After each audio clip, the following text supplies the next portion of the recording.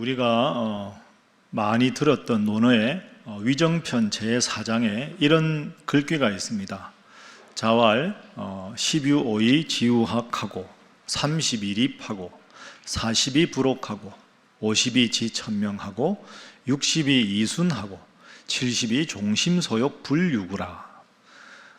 많이 들어보셨을 텐데 번역하면 공자가 말하기를 나는 12오이 지우학하고 나는 15살에 배움의 뜻을 두었고 30살이 되었을 때는 확립되었고 42부록 40이 되었을 때는 의혹됨이 없었고 52 지천명 나이가 50이 되었을 때는 하늘의 명령을 알게 되었고 62 이순하고 나이가 60이 되었을 때는 무엇을 들어도 다 이해가 되었고 72 종심소욕 불유구라. 나이가 70이 되었을 때는 그 어떤 행동을 해도 법규에 어긋남이 없었다. 흔히들 공자가 얼마나 위대한 인물인가를 설명할 때 자주 인용되는 저런 구절입니다. 첫 번째 단계가 12오이 지우학이라 이렇게 되어 있습니다. 15살에 뜻을 두었다. 어디에? 배움의 뜻을 두었다. 왜 하필 배움일까요? 유학의 학문의 목적은 내가 열심히 내 선한 본성대로 수양을 해서 공자와 같은 성인이 되는 겁니다. 그러면 훌륭한 성인이 되려면 어떤 마음가짐을 가지고 어떤 몸가짐을 가지고 어떻게 생활을 해야 되는가 하는 걸 하나하나 바르게 배워야 합니다. 배워야 그런 단계에 오를 수가 있죠. 그래서 15살의 나이에 나는 배움의 뜻을 두었다. 이렇게 배움을 강조하게 됩니다. 여러분, 우리가 지난주부터 다니엘서 말씀을 보고 있습니다. 다니엘은 15살이라고는 아주 어린 나이에 바벨론의 포로로 잡혀갔습니다. 15살이면 중학교 2학년에 참 어린 나이인데 그 갑작스러운 뜻밖의 어려움, 이방의 포로로 잡혀가는 그 상황에서도 이 다니엘은 하나님을 믿는 믿음의 뜻을 둔 청소년이었습니다. 그래서 논어의 이 문장을 다니엘을 주어로 해서 바꾸면 이렇게 되겠습니다. 다니엘 왈 12오이 지어 학이 아니라 신이라.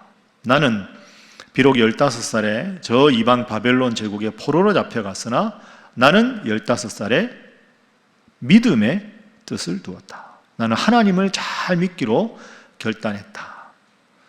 지어 신 할 때 뜻지자가 나옵니다. 그죠? 여러분, 저 뜻지자는 얼핏 보면 위에가 선비사자가 되어 있고 아래에 마음심자가 되어 있는 것 같지만 원래 뜻은 갈지자의 마음심자입니다. 그래서 내 마음이 가는 것, 그래서 내 마음이 가는 대로 뜻을 세우다 해서 뜻지자가 된 거죠.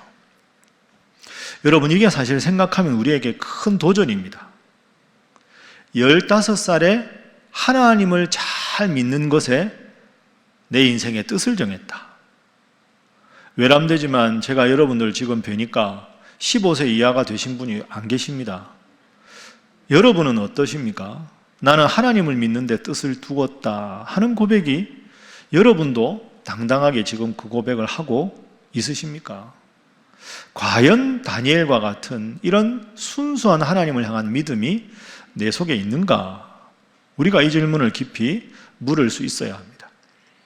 자, 그런데 15살에 바벨론의 포로로 잡혀간 다니엘의 인생에 큰 시련을 당합니다. 뜻밖의 만났던 시련이 무엇인지, 어떻게 극복했는지, 우리도 우리 인생의 시련을 어떻게 극복할 수 있는지 오늘 본문의 교훈을 살펴보겠습니다. 자, 첫 번째는 다니엘이 만난 위기입니다. 다니엘이 만난 위기는 한자어로 말하면 진퇴양난입니다. 이럴 수도 없고 저럴 수도 없을 때 우리는 진퇴양난이라는 말을 쓰죠. 자, 좀 구체적으로 한번 살펴볼까요? 자, 지난주에 우리가 읽었던 5절 말씀을 화면으로 한번 보십시오. 5절 말씀에 보면 바벨론의 왕 느부갓네살이 다니엘처럼 이방에서 잡아온 수많은 청소년 엘리트들 자기 신하로 삼기 위해서 아주 파격적인 제안을 합니다. 그들에게, 다니엘과 같은 이방의 포로들에게 왕이 먹는 음식과 왕이 마시는 포도주, 그리고 매일 써야 할 것을 다 3년 동안 내려줍니다. 그리고 3년 후에 왕 앞에 서게 합니다. 여러분, 사실은 포로라는 신분이 아주 비참한 신분이긴 하지만 다니엘은 포로 중에서 선택받은 포로입니다. 왕궁에 살지요. 당시 최대 강국이었던 바벨론의 모든 뛰어난 지식을 다 배우지요. 그리고 세 번째로 방금 5절 말씀처럼 왕이 친히 먹는 산의 진미를 먹을 수 있는 특권을 받았습니다. 그러니까 사실은 다니엘 입장에서는 눈 딱 감고 이 느부갓네살 왕의 눈에 들기만 하면 포로지만 이방에서 높은 묘소를 할 수 있는 자신의 인생이 보장받는 그런 아주 달콤한 유혹이었습니다. 그런데 이 유혹이 도리어 다니엘을 아주 힘들게 하는 시련이 됩니다. 왜? 왕이 먹는 산의 진미를 바벨론의 포로로 잡혀있는 다니엘에게 먹으라고 했는데 다니엘은 이걸 먹을 수도 없고 안 먹을 수도 없습니다. 왜 그럴까요? 만약에 왕이 내리는 음식을 이방 포로 주제에 먹지 않으면 왕명을 거역한 겁니다. 그러면 당장 감옥에 투옥이 되거나 심한 경우 바벨론 사람도 아닌데 그 자리에서 즉결 처형을 해서 사형을 당할 수 있습니다. 안 먹을 수 없습니다. 그걸 먹으면 되지 않느냐, 좋은 음식인데. 다니엘 입장에서 먹을 수가 없습니다. 왜? 다니엘은 하나님만 잘 섬기기로 결단을 했죠. 그런데 바벨론 왕이 내리는 모든 산의 진미는 바벨론이 섬기는 당시의 신, 벨이라는 신이나 아니면 느보라고 하는 신에게 제사를 지내고 그 제사 지낸 음식을 왕궁에 다 왕과 더불어 신하들과 포로들이 함께 먹는 겁니다. 그럼 만약에 바벨론의 포로로 잡힌 다니엘이 이 음식을 먹으면 하나님을 섬기기로 결단을 했는데 이방 신에게 절하고 섬겼던 음식을 먹게 되면 간접적으로 이방 신을 섬기는 결과가 되는 겁니다. 그럼 자신의 신앙과 어긋나게 되는 거죠. 자, 그러니 안 먹자니 왕명을 거역해서 처형이 당할 것이고 먹자니 하나님만 섬기기로 결단한 자신의 신앙의 결심에 위배되는 겁니다. 이럴 수도 없고 저럴 수도 없습니다. 15살인데 아직 미성숙한데. 자, 여러분이 만약에 다니엘 입장이라고 한번 가정해 보십시오. 여러분이라면 드시겠습니까? 안 드시겠습니까? 거수로 한번 해볼까요? 부담스러우시죠? 이게 쉽지가 않습니다. 이게 참 어려운 문제입니다. 자, 이 앞에서 다니엘이 어떻게 행동하는가? 두 번째 장면으로 넘어갑니다. 다니엘이 뜻을 정합니다. 다니엘이 정한 뜻, 어떤 뜻일까요? 8절 말씀을 화면으로 보겠습니다. 다니엘은 뜻을 정하여 이렇게 시작하죠. 자, 8절 함께 읽습니다. 시작. 다니엘은 뜻을 정하여 왕의 음식과 그가 마시는 포도주로 자기를 더럽히지 아니하리라 하고 자기를 더럽히지 아니하도록 환관장에게 구하니. 아멘. 뜻을 정합니다. 나는 안 먹겠다. 참 멋있는 결단이죠. 그런데 여러분, 우리가 다니엘처럼 하기가 힘듭니다. 왜? 하나님 앞에서 바로 서는데 그것은 나의 신변의 안정을 포기하는 결과가 되거든요. 그러니까 여러분, 사실은 우리가 신앙생활 하다가 하나님 원하시는 길이 있고 세상이 원하는 길이 있으면 하나님 원하는 길을 가야 한다고 머릿속으로 알지만 사실은 그렇게 가기가 쉽지 않습니다. 세상 사람들 가는 길로 따르면서 나만 유별나게 할 필요 없잖아. 다들 그렇게 하는데 뭐 이게 관련돼 뭐 하고 슬며시 세상을 따라가는 경우가 많습니다. 그런데 15세의 다니엘은 분명하게 하나님 앞에 뜻을 정했습니다. 나는 먹지 않겠다. 자, 이렇게 되니까 다니엘의 인생에 앞으로 어떤 길이 펼쳐졌을까요? 자, 우선 한 가지 한번 살펴보겠습니다. 다니엘의 모습 속에서 8절 후반부를 다시 한번 보십시오. 8절 후반부의 말씀에 보면 환관장에게 말합니다. 저는 왕의 음식을 먹지 않겠습니다. 여러분, 환관장은 환관들 중에서도 우두머리입니다. 그러니까 바벨론 왕 느부갓네살의 최측근 신하입니다. 그 신하에게 가서 저는 왕이 주시는 음식을 거절합니다. 이렇게 말한 겁니다. 자, 여러분이 환관장이라면 어떤 반응을 보이실까요? 왕의 최측근인데, 왕의 총애를 받고 있는데, 왕이 산의 진미를 포로들에게 다 내리라고 했는데 그 수백 수천 명의 잡아온 포로 중에 한 명이 손을 들고는 저와 제 친구들은 왕이 내리시는 음식을 먹지 않겠습니다. 그러면 여러분은 어떻게 하실까요? 저놈을 당장 잡아오라, 하옥시켜라, 아니면 이 자리에서 죽여라. 그게 자연스러운 반응입니다. 그토록 부담스러운 일입니다. 그런데 뜻밖의 일이 이 상황에서 벌어집니다. 다니엘을 즉결 처분에 넘겨야 할 환관장이 어떤 반응을 보이느냐, 9절 말씀 한번 보십시오. 자, 함께 읽습니다. 시작. 하나님이 다니엘로 하여금 환관장에게 은혜와 긍휼을 얻게 하신지라. 아멘. 여러분, 환관장은 하나님을 믿는 사람이 아닙니다. 그가 다니엘에게 은혜와 긍휼을 베풀 수 있는 사람이 아닙니다. 자기 뒤에는 왕이 있는데 왕의 최측근 신하가 왕명을 거역하는 포로를 보면서 은혜와 긍휼의 마음으로 바라본다는 게 말이 됩니까? 상식이 아닙니다. 있을 수 없는 일입니다. 이게 무슨 뜻일까요? 다니엘이 하나님 앞에 뜻을 정하니 나는 하나님 뜻대로 하나님만 섬기겠습니다. 뜻을 정하니 하나님께서 환관장의 마음을 움직여 주신 줄로 믿습니다. 여러분, 이게 참 중요합니다. 우리는 하나님 원하시는 길이 있고 세상이 원하는 길이 있으면 세상이 원하는 이 상황에 자꾸 끌려가면서 이 상황의 논리에 따라가는 경우가 있습니다. 근데 다니엘을 보십시오. 먼저 뜻을 딱 정합니다. 하나님 앞에 뜻을 정하니 그 하나님께서 상황을 바꾸어 주셨습니다. 이게 우리가 다니엘에게 배워야 할, 15살의 포로로 잡혀온 이 청소년에게 배워야 할 중요한 신앙인의 모습입니다. 그리고 그 하나님께서 이 다니엘을 끝까지 도와주셨습니다. 그렇습니다. 자, 다니엘이 하나님 뜻을 딱 따르니까 환관장이 돕습니다. 환관장의 마음속에 다니엘을 위한 마음이 생겼습니다. 그런데 환관장이 또 한편 어떤 마음이 들까요? 다니엘, 내가 너를 아끼긴 한데 내 참 고민이 있다. 고민이 없겠습니까? 환관장이 자신의 마음을 다니엘에게 그대로 이야기합니다. 자, 10절 말씀 보십시오. 환관장이 다니엘에게 말합니다. 내가 내 주인인 왕 바벨론 왕 느부갓네살을 두려워한다. 그 왕이 친히 너희 먹을 것과 마실 것을 딱 정하셨는데 다니엘, 너와 너의 친구들이 그걸 먹지 않고 얼굴이 초췌해서 왕의 산의 진미를 먹은 소년들보다 훨씬 얼굴이 초췌해서 보기가 안 되면, 그러면 너희들 때문에 내 목숨이 위태로워진다. 내가 너를 도와주고 싶지만 너 얼굴이 초췌해지면 결국은 내가 책임자 아니냐, 내가 왕 앞에 처벌받을 텐데 이 일을 어찌할꼬 속마음을 드러냅니다. 자, 다니엘이 어떻게 했을까요?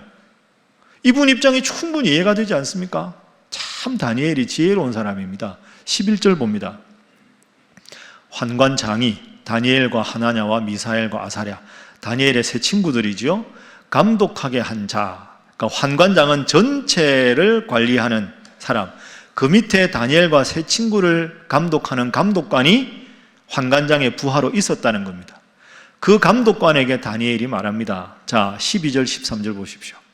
청합니다. 감독관님, 당신의 종들을, 저와 제 친구들을 열흘 동안만 시험해서 채식을 주어서 먹게 하고 물을 주어 마시게 하십시오.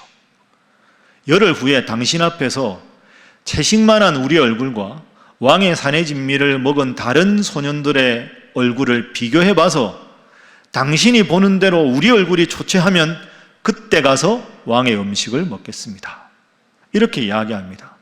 여러분, 이게 다니엘이 아주 지혜로운 사람이죠. 먼저 하나님 앞에 분명히 뜻을 정했습니다. 그런데 하나님 앞에 뜻을 정했지만 자신을 돌봐주는 감독관과 환관장의 입장도 그냥 무시할 수 없습니다. 이 사람들도 살아야 할 거 아닙니까? 그러니까 지혜로운 다니엘이 생각하는 거죠. 감독관님, 왕이 말씀하시는 게 3년입니다. 저희에게 열흘만 딱 시간을 주십시오. 이 열흘이 뭘까요? 왕의 명령의 테두리 안에서 환관장이나 감독관이 스스로 할 수 있는 최대한의 기간이 열흘입니다. 열흘만 딱 기회를 주십시오. 열흘간 저희가 채식과 물만 먹겠습니다. 열흘 후에 우리 얼굴이 더 초췌해지면 더 이상 우리가 우리의 주장을 계속 주장하지 않겠습니다. 말씀대로 할 테니까 열흘만 주십시오. 환관장과 감독관이 할 수 있는 최대한의 기간. 그러나 다니엘 입장에서는 이 열흘 동안 하나님께서 도와주시면 이 열흘 때문에 3년간 내 신앙의 절개를 지킬 수 있으리라. 여러분, 이게 대안제시형 불복종입니다. 한번 따라해 보시죠. 대안제시형 불복종. 그렇습니다. 대안을 딱 제시하는 거죠. 열흘간 시간을 주십시오. 그리고는 불복종하는 겁니다. 자, 그렇게 열흘이 딱 지났습니다. 그럼 열흘 후에 어떻게 됐을까요?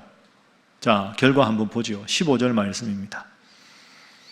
열흘 후에 그들의 얼굴이, 다니엘과 세 친구의 얼굴이 더욱 아름답고 살이 더욱 윤택하여 왕의 음식을 먹는 다른 소년들보다 더 좋아 보인지라. 그렇습니다. 자, 여러분 한번 따라해 보시죠. 얼굴이 더욱 아름답고 살이 더욱 윤택하며 더 좋아 보인지라. 그렇습니다. 이게 하나님 뜻대로 살아갔던 다니엘에게 주신 하나님의 선물입니다. 하나님 주신 믿음을 유지하기 위해서 왕명에 불순종하면서도 자신들을 도와줄 수 있는 사람들을 공경에 빠뜨리지 않도록 하나님 주신 지혜로 대안제시형 불복종을 한 것이죠. 여러분, 지금까지 내가 본문을 쭉 설명했습니다. 우리 인생에도 이런 일이 참 많습니다. 하나님 뜻과 세상에 타협하는 게. 이렇게 하면 이게 문제가 되고, 이렇게 하면 이게 문제가 되고. 다니엘로 말하면 먹어도 문제고 안 먹어도 문제고 어떡하란 말이냐? 그런데 먼저 하나님 앞에 딱 뜻을 정하니까 하나님은 이 길도 아니고 이 길도 아니고 제3의 길을 허락해 주셨습니다. 열흘간만 저를 믿어주십시오. 3년에 비해서 지극히 짧은 기간이지만 이 열흘간 하나님의 능력을 보였습니다. 그렇게 보였을 때 이들의 마음이 달라졌습니다. 자, 오늘 본문 마지막 절이죠. 16절 말씀 우리 다 함께 읽어봅니다. 시작. 그리하여 감독하는 자가 그들에게 지정된 음식과 마실 포도주를 제하고 채식을 주니라. 아멘. 좋다. 너희는 왕의 산의 진미 안 먹어도 좋다. 그거 안 먹어도 얼굴이 더 밝고 더 윤택하고 더 좋으니 너희 원하는 대로 해라. 열흘의 불복종을 통해서 3년간의 믿음의 절개를 지킬 수가 있었습니다. 자, 우리가 일상생활에서 이런 경험들이 많이 있을 텐데 우리가 꼭 오늘 본문을 통해서 지침으로 삼아야 할 교훈 3가지를 마지막으로 정리하겠습니다. 자, 여러분 속지 뒷면에 중앙면 하단에 있으니까 참조하시죠. 저를 한번 따라해 보겠습니다. 하나님 앞에 먼저 뜻을 정하면 하나님께서 상황을 변화시켜 주신다. 여러분 믿습니까? 하나님 앞에 먼저 딱 뜻을 정하니 하나님께서 상황을 변화시켜 주셨다. 여러분, 우리가 배에 타고 있는 사람이 기독교인이라고 생각하면 배는 무리를 지나가야 됩니다. 물을 세상이라고 생각해 보십시오. 배는 무리에 다닐 수밖에 없습니다. 우리가 하나님 믿는다고 우리끼리만 따로 살 수가 없습니다. 세상이라는 물결 속에 살아야 합니다. 그런데 중요한 게 있습니다. 세상이라는 물 위에 배가 떠 있는 건 맞는 거지만 뱃속으로 물이 들어오는 건 막아야 합니다. 세상에 우리가 함께 살아간다고 해서 세상의 모든 세속적인 물결이 내 배에 들어오면 기독교인의 정체성은 죽게 됩니다. 그렇게 되면 우리가 변질되는 거죠. 세상에 변질되는 성도가 아니라 세상을 변화시키는 성도. 하나님 앞에 뜻을 정함으로 하나님께서 도와주셔서 상황을 역전시켜 주시는 믿음의 사람 다니엘과 같은 여러분 모두가 되시기를 주님 이름으로 축복합니다. 자, 두 번째 교훈은 영향력이 있는 지위가 중요한 게 아니라 어느 지위에 있든지 영향력이 있는 사람이 되어야 한다 하는 것이 오늘 다니엘의 교훈입니다. 여러분, 다니엘 신분이 얼마나 낮았습니까? 이방인이고 포로였고 15살이었습니다. 지위로 하면 제일 낮은 사람 아닙니까? 우리는 간혹 그런 말을 내가 좀 더 지위가 높았다면, 내가 좀 더 영향력 있는 위치에 있었으면 더 열심히 전도도 하고 더 잘할 수 있을 텐데 내가 지금 너무 부족해서, 내가 가지고 있는 것이 너무 적어서. 그게 아닙니다. 다니엘은 제일 낮은 사람, 나이도 제일 어린 15살짜리 청소년이었지만 우리로 하면 중학교 2학년이었는데, 그런데도 다니엘이 하나님의 사람으로 딱 뜻을 정했을 때 보십시오. 감독관이 변화가 되었습니다. 환관장이 변화가 되었습니다. 다니엘서 2장에 가보면 세계 최강대국의 가장 높은 1인자 바벨론 왕 느부갓네살이 이 15살 소년 다니엘 때문에, 3년 후 18살이 된 그 청년 다니엘 때문에 하나님의 이름을 높이고 하나님을 찬송하는 사람으로 바뀌게 됩니다. 지위가 중요한 게 아닙니다. 지위가 영향력이 아니라 믿음이 영향력입니다. 여러분의 세상적인 지위가 아니라 여러분이 하나님 앞에 정한 뜻으로, 여러분이 하나님 앞에 가진 믿음으로 세상을 향해 선한 영향력을 끼치시는 여러분 모두가 되시기를 주님 이름으로 축복합니다. 자, 마지막 세 번째입니다. 작지만 거룩한 불순종의 승리를 많이 체험하도록 노력하십시오 하는 겁니다. 작지만 거룩한 불순종, 다니엘로 말하면 뭘까요? 열흘입니다. 열흘. 3년 너무 길어, 할 수 없어가 아니라 작지만 하나님의 이름으로 세상을 향해서 승리한 경험, 이 작은 승리의 경험들이 모이면 내가 하나님 앞에서 더 위대한 신앙의 사람들이 될 수가 있는 거죠. 여러분, 오늘 이렇게 예배당에 와서 예배를 드립니다. 여러분, 이것도 승리하신 겁니다. 코로나 상황에서 예배당 나오는 게 쉽지가 않습니다. 어제 그제 얼마나 초미세먼지, 미세먼지가 많았습니까? 오늘 하나님 앞에 나온 것도 하나님 은혜 감사하십시오. 여러분이 세상에 지지 않고 승리를 거둔 겁니다. 여러분 익히 다니엘에서 다 알고 있는 거죠.